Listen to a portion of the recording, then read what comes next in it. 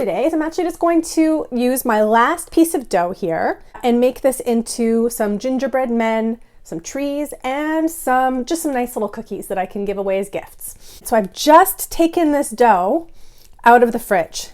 I'm just using my hands to kind of warm it up just a little bit. So the first thing I'm going to do is I'm just going to flour, and then I like to take my rolling pin and roll it in the flour, and then just kind of give it a little bit of a wipe. And then it's just rolling this super stiff dough out. I'm telling you right now, this is an ab workout. This dough is stiff. Just wanted to show you as well, if you find that you're getting cracks in the edge, you can just squish them back together. I would recommend doing that because if you continue rolling with these cracks on the edge, as you're rolling it, the cracks are just going to expand and become bigger. So we're going to want to roll this out to about 1/8 of an inch thick. And as you're going along, it's important to continuously flour if you find your rolling pin's getting a little bit sticky like mine just did. Assess the stickiness of the situation and make sure that you flour accordingly. And of course, after doing this for a couple of minutes, this dough softens up so beautifully. I'm going to do a gingerbread boy or girl. There you have it. One little gingerbread kid. And you want to place them on the cookie sheet about 1.5 inches apart. They spread a little bit, but not too much. Just a super simple design, really, really pretty. I just absolutely love the simplicity of a circular cookie. Whether it's a sugar cookie or a gingerbread, take a simple circle and you can do some really beautiful things with the decorating. So that is what I'm going to do. I'm also a big fan of this shape as well because it really reminds me of a traditional German ginger thin.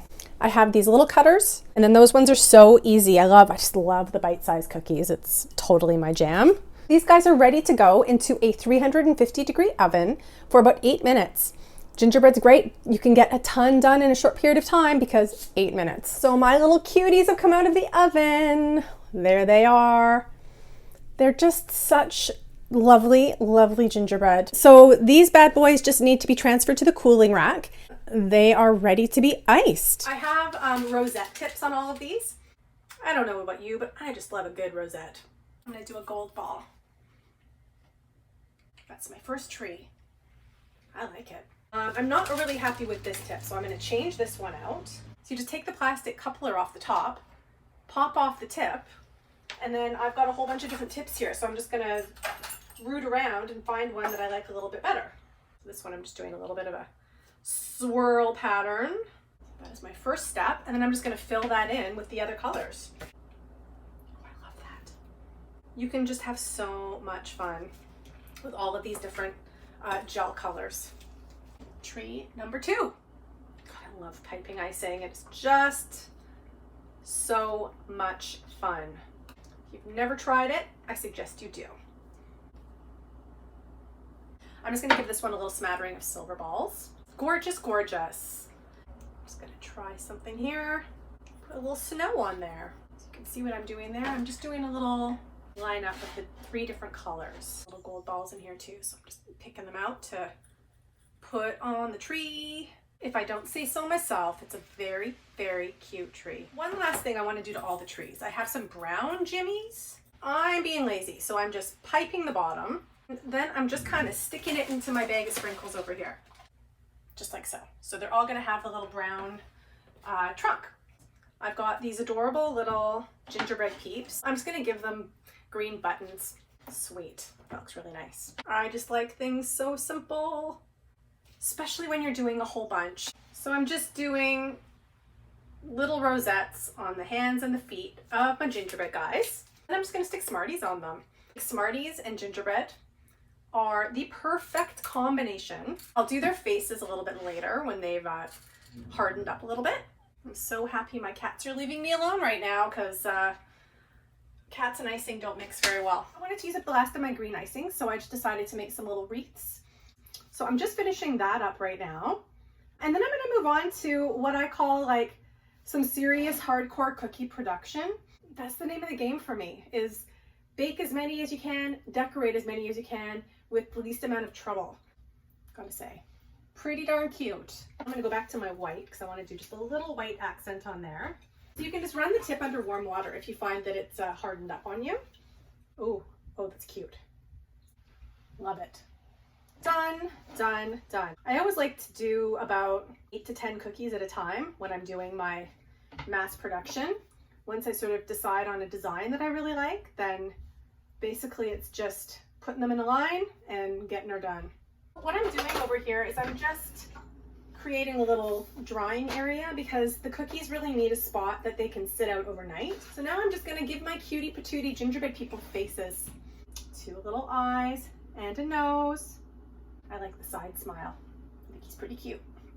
I have these little hearts, and as much as you might think that these are a bit Valentine's-y, I'm doing hearts.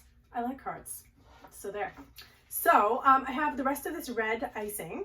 So I'm just doing red at the top of the heart. As you can see, I'm doing a little production line here. And then I'm taking my white icing.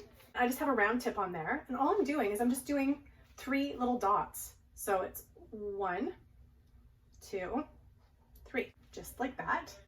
And I'm just placing 1 silver ball in the middle at the bottom one. And I think they're just so simple and so pretty. So I've got these wonderful little bite-sized heart gingerbread, literally just icing, then a Smartie in the middle. In this case, you can kind of do a whole bunch at once, like 10 or 15, because the icing is not going to harden enough for you to stick a Smartie into it. So basically I'm just smacking a Smartie on top of each one of these, and that's it. Adorable bite-sized cookies, my favorite. Oh, and the rule is when you find a broken Smartie, you have to eat it. That's the rule. I still have a tin of cookies to ice, and they are these little flower shapes. So I've got kind of a pointy-edged flower and a soft-edged flower. I'm just gonna put a little dot of icing on each one of the petals, I suppose they are. And then I'm gonna dip it into my white, clear snow. There, just like this. And then I'm gonna take it, and I've got my sprinkles here in the bowl, and I'm just going just like that. They just have a very beautiful little sort of, looks like icicles kind of. The way I'm gonna finish these off is in my favorite way possible, which is sticking a Smartie on it. I'm telling you, like, so simple and so beautiful. You do want to dip the cookie into the sprinkles immediately though. So you want to do 1 whole cookie dip, 1 whole cookie dip, and then you can do all the Smarties at once. Okay, so I'm doing the pointy flowers pretty much the same as the rounded edge flowers. What can I help you with? My gingerbread house is right there, and he is just sniffing around. So you can see, you can just really get into a little rhythm here. When you're doing piping, you always want to squeeze from the top. You don't want icing pouring out the top of your bag, so it's really just making sure that you're squeezing at the right spot.